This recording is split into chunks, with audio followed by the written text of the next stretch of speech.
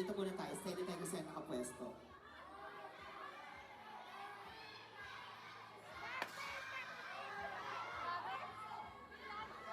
Talikod muna po talaga tayo. Talikod po muna.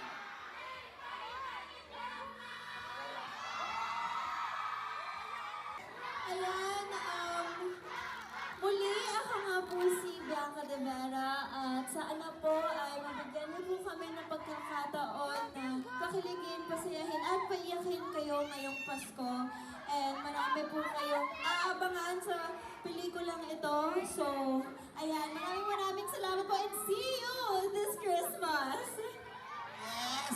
Magkita-kita tayo ngayong Pasko at please sa lahat ng mga kapamilya at mga kapuso natin na nandito ngayon sa Laguna, of course, piliin natin manood ng pelikula at piliin natin manood ng Love You So Bad this Christmas, December 25 na po yan. Kaya muli, maraming salamat. Pero bago tayo umalis at magkalasan, photo op muna po tayo kasama.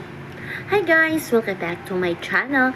So kahapon nga sa Laguna ang paikot-ikot tour. So bago yan, grabe yung bashing kay Bianca.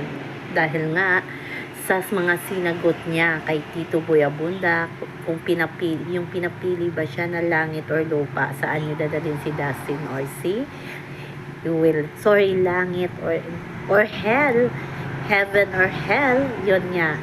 Akala ko lupa, diba? So, grabe yung impact na yun, lalo na sa mga solid na fans ni Dustin. Grabe yung bashing kay Bianca sa ex. At siguro na-apektuhan itong si Bianca kasi sa Laguna na paikot-ikot daw ay grabe daw, hinamamaga daw yung mata ni Bianca at parang may nakita talaga yung mga fans na umiiyak si Bianca habang lumuluha habang kumakanta. At mapifeel mo din yung pagkanta nilang dalawa ni Dustin, yung yakap ni Dustin na parang kinocomfort itong si Bianca de Vera.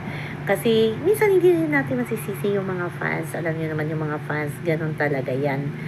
Na nasasaktan din para sa kanilang mga idol. Yung parabang feeling nila, pinaglalaruan lang ni Bianca itong si Dustin. Kasi yung pinoprotektahan lang nila si Dustin. Kasi grabe yung pangbabash na naman kay Dustin sa Blue Up or sa Facebook. Pero sabi nga nila is part ng promotion ng kanilang movie.